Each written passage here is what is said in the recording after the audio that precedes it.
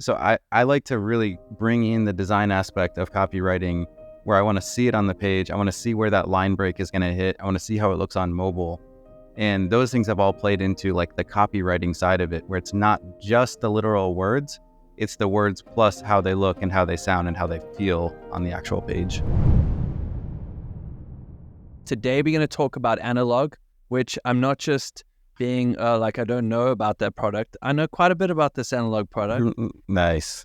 Today, we're just going to wrap about just a few components behind the page. Really interesting to see how it's evolved over the years. But I just want to clarify a few things just as like context for the listeners out there is that, you know, you've got a physical product, you know, you can get a once-off purchase. It has to get shipped to them, you know, so there's a landing page that, you know, you need to convince them that it's quality build, and there's, you know, we'll get into all that kind of stuff just now, but there's also subscription. So there's sort of two different objectives of the page. You can buy once off, and you can also just get these cards that obviously run out, and you can get them topped up in intervals. So there's kind of two objectives, and then you've got upsells, you know, with all the rest of the beautiful gear you have there. In the Analog landing pages, there's actually quite a few for, you know, your sub products and so on. You mentioned 40,000, 45,000 customers. Is that all Ugmonk's customers, or is that just Analog? I actually haven't run the numbers recently. I think it's around 40,000, 40,000 on the Analog card system. Wow. So that would include like the Kickstarter, from the Kickstarter until now. And yeah, customers, I think we're well into the six figures at this point. Incredible. So, you know, just based on that, the minimum you can sort of pay right now off the landing page is, you know, roughly $100. And I'm pretty sure on average it's got to be $100 because people are, you know, getting the add-ons. So, you know, Kickstarter was 5,000 people, just ballpark 30,000 people have grabbed the product. This is $1 million landing page. Is that safe to say? Yeah. I mean, we've pushed millions of dollars of sales through this page, which is kind of wild.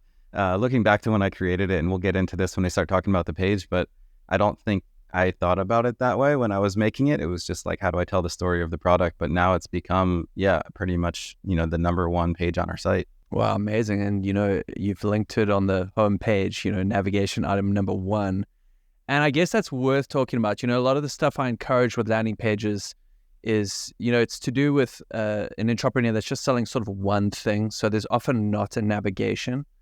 But, you know, you've thought about this a lot. You know, you've spent so much time on your Shopify site. But your biggest selling item, would you recommend it to other, you know, product makers out there? Just put it as navigation number 1. Yeah, I mean, again, I think we make things a little too complicated sometimes. And like, if people are coming to the site because they heard of a certain thing, the last thing I want to do is dig through collection pages to find like that one t-shirt that everyone is looking for. So just the less clicks, the better. We have a lot of other products that you can get distracted with looking at and browsing and finding, which is great for discoverability, but I try to just make it like right there. Just click right to the product and get what you're looking for and what your friend told you about. So when it comes to the copywriting, you know, you have spent, you know, every waking, you know, day for the last 5 years on this product, let alone the years before. And I'm pretty sure that tagline and that subtext and stuff has been refined and probably like gone in circles back to like where you originally thought and so on. I just want to know, like, right now we've landed, you know, when you actually search for Analog, okay, we've got a little bit of like that meta description of the page. It says, the power of a simple habit. Analog is a simple, repeatable process. Starting fresh with a new today card helps you adjust to your changing priorities. Like, it's a lovely overview from a Google's point of view. But when you arrive on the page, it says, straightforward, clean, no fuss. It just goes headline, the easiest way to get things done. Subtext goes, Analog is a physical tool that helps you focus on your most important work. How much time have you spent on those two lines, Jeff? Probably too much time. So if anyone that knows me well knows that I tend to overthink things. Maybe it's just the designer curse where we all, you know, we fuss with things so much that we just need to leave well enough alone. So that one has changed. I don't know, countless times that we've had different headlines. The interesting thing is, and this might not be, there's going to be a lot of designers listening that are going to be like, wait, what? As I haven't actually A/B tested that thing like hardcore, trying to get exact, you know, conversion rate. It's more of like a feel and a communication and a story and like learning from customers refining that, trying it with the word productivity, trying it without the word productivity, trying it just to communicate clearer. I think there's probably a lot of A/B testing we could do on this page, but the page, that headline has evolved with just as we've gotten to know how people are using the product and what resonates with them more than an actual like A/B test, which one converts better. Yeah, it's an unpopular opinion again on my side too, but I think A/B testing is overrated. You know, the way you talk about how you are only creating products and selling products that you'd use, you are like the ideal target market. And if there's one word out that doesn't feel right to you, it's probably not going to go in, you know? So like you are the target market. So did you get any help with the copy, or was it like, here's like sort of where a baseline is, and do you like copy and paste to like 12 different friends in WhatsApp and go A or B, A or B, A or B?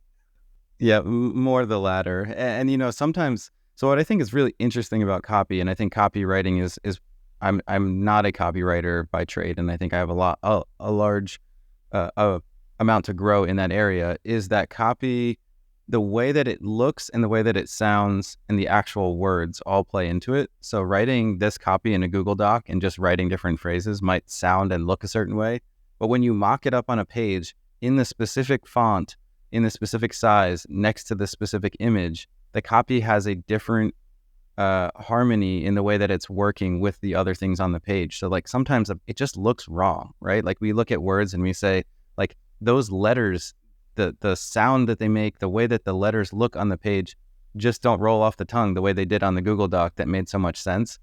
So I like to really bring in the design aspect of copywriting where I want to see it on the page. I want to see where that line break is going to hit. I want to see how it looks on mobile. And those things have all played into like the copywriting side of it, where it's not just the literal words, it's the words plus how they look and how they sound and how they feel on the actual page. Classic answer. Harry Dry from Marketing Examples. Oh, such a great video. Yeah, I just watched. Everybody should go watch that video. That's a masterclass right there. 76 minutes of pure gold with Dave Perel. Yep. But he talks about how he mocks up his newsletter in the email program. You know, he does the website in the website builder just to give that extra feel, exactly like you're talking about right now.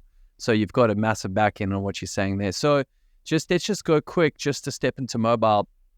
Do you have like a rough ballpark of like what percentage of sales you're getting on mobile? For this product specifically, it's probably a little bit higher. So this is the main product that we are pushing paid media to. And specifically because this is our hero product. So there's a lot more mobile traffic coming because people are clicking through from Instagram, through Facebook, through Google, and they're most likely that's, happening more on a mobile device. But it's interesting because the last time I looked at our analytics, our desktop traffic is still relatively high. Like it might be closer to 50-50, but we've always had a higher percentage of desktop traffic than the average e-commerce site or like the benchmarks.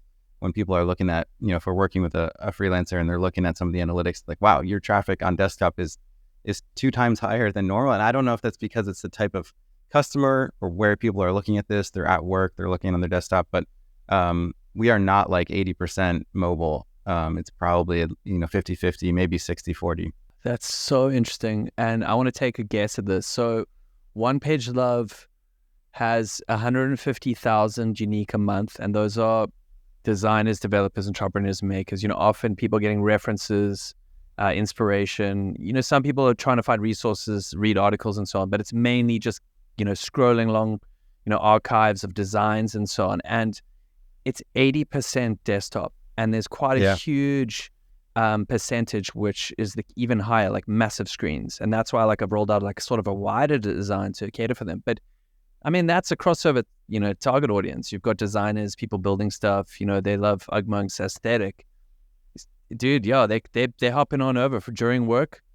They're checking on these Ugmonk products. It's got to be. So with a percentage, definitely a decent percentage of guys coming on the mobile, I sometimes share this tip. I don't have a lot of data on it, but I'm like, don't be afraid to remove a few things on the mobile view. And like you said, where, you've got your tagline and maybe it doesn't look so good on mobile. Like maybe there's just too many words. Like, is there anything you've kind of hidden on mobile view, or is it just the same desktop, like long scrolling, all testimonials?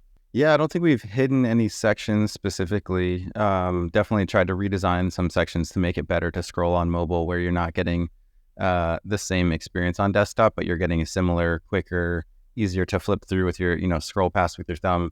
And I think just to back up one step, I think what's good to think about in landing page design is not what's across the industry or the entire internet, is what's the best practice for someone designing a landing page. Because like, I know that the more of my customers, more of your customers are going to be on desktop.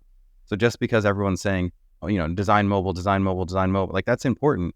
But there's also cases where it's like, let's make the desktop experience amazing, so that if the conversions are happening there because they're on a desktop, they're on a laptop, a larger screen, not to deprioritize that just because everyone is saying, everyone on Twitter is saying just mobile first, mobile first. It's like, that's important, but it's not applicable to every single landing page. Let's transition into this. This is really interesting when it comes to mobile optimization, when it comes to landing pages, is an explainer video. It's just a video. It's just a mobile is so good to hit play, turn your phone sideways, your headphones in, and then there's your, I want to say it's explainer video. It's not totally. It's like a mini film where, originally it was on Kickstarter, and you talk about, the journey you've taken, in creating the product. And there's a lot of, beautiful music. There's animations. There's aerial views. It's a highly produced video.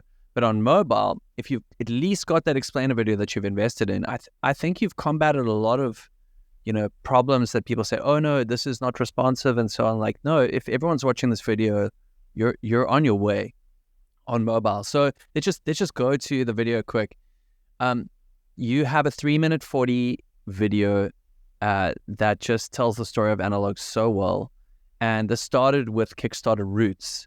And since then, it doesn't seem like you've changed the video. Is that correct? Yeah, it's the same video. It's the same video. So just like kind of a 2 or 3 part question, like if you had not started with Kickstarter, do you think you would have invested so much in the video just for a product page? Probably not. It's weird because the Kickstarter mindset immediately makes you think video is the hierarchy, right? Like video is that main thing, then copy, then page, and like everything else trickles down from there. But for whatever reason, like on an e-commerce site, you're like, okay, what does the PDP look like? What does that product photo look like? Oh, and maybe we should make a video. And it's not always that thinking, but Kickstarter put me into the mentality of like, I need to make an awesome video because that's what Kickstarter is. And people will watch the video and they'll engage with the video on Kickstarter. But side note on that, so I actually planned to have a whole video production a big shoot. I was going to fly down. I had a crew ready and some friends that we're going to work on this video. And this was like February of 2020, right before everything shut down and COVID hit. And I was like, oh no, like I can't launch this product. We had to cancel my flights, cancel everything. And so I ended up shooting that video right here in my home office by myself, and just trying to learn as much as I could. Thankfully, I had like a DSLR and tried to like do as much as I could because we had time. We were all locked down in our homes here, and like we didn't know when this was going to lift. So I ended up shooting and editing that video. And from a production standpoint, there's plenty of things that like I'm looking at. I'm like, oh, the lighting wasn't great.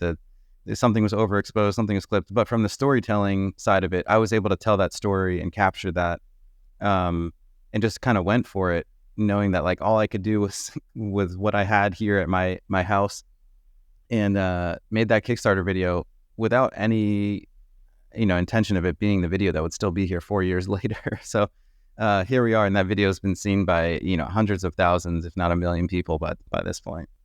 Oh, definitely 1 million people. So with the explainer video, there's also a section where you've got the animations where it's sort of going through the steps of the cards. How did you do that?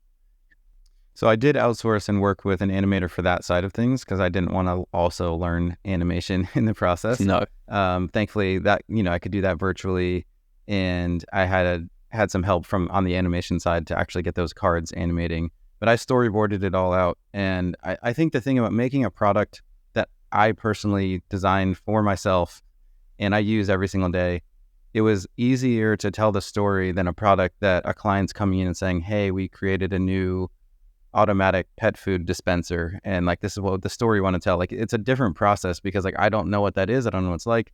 Analog is such a personal thing that that the way I described it and the way I was explaining it was literally how I use it. People aren't necessarily using the product the same way that I'm using it, but as far as like the explainer video and the animation and like the vision in my head was so clear because it's like, this is my baby. This was my thing. So I had the advantage, and I'm, hopefully that comes through in the Kickstarter video and the video on the landing page. And I think that sometimes we overthink that part of it, and we want to bring in all the external help and all the big cameras and all the stuff, and like the constraints of just like, what can I do with me, a laptop and a camera? We're actually using everything else as a crutch. Like, oh, if I had a 3D background and I could render and animate and I could do all this stuff, it would be great. Sometimes we don't need that. We just need to go do the thing and tell it from, a heartfelt story of like what the product is.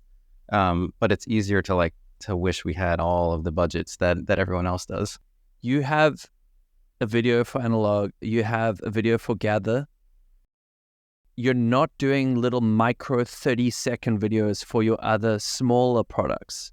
Do you feel like it's just too much work where you've got your flagship products, they're doing great? Or do you feel like maybe that could be on the roadmap and you would actually consider it? It could, and it should be on the roadmap. I mean, what I just said 30 seconds ago was basically my excuse of like, oh, I got to get the camera out, I got to have the production and everything.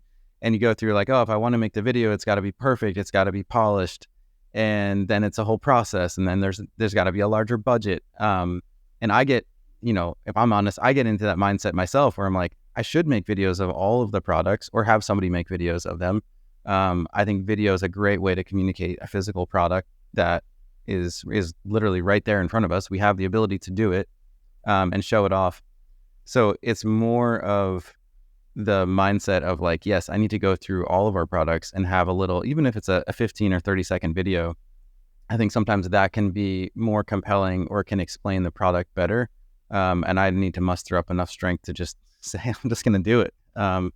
Because I know it works, and I know it works for our hero product. So why not do it for everything?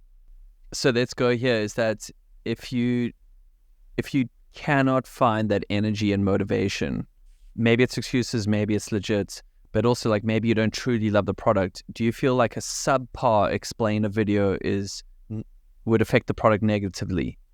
That's a good question. I think there can be negative aspects of it, because if you browse Kickstarter, for example, and you look at 95% of Kickstarter videos, they're really poorly executed. And it's not that people didn't try, but it's like, you don't understand the product. You don't understand exactly what they're saying. The images are not making the quality of the product come through. It's not what they want, even if the product itself is great, because a lot of times these are just inventors and creators, and they're not actual videographers and filmmakers.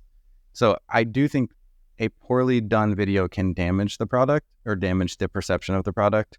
But more times than not, I think a video would actually make it feel more tactile, more real, and help explain it.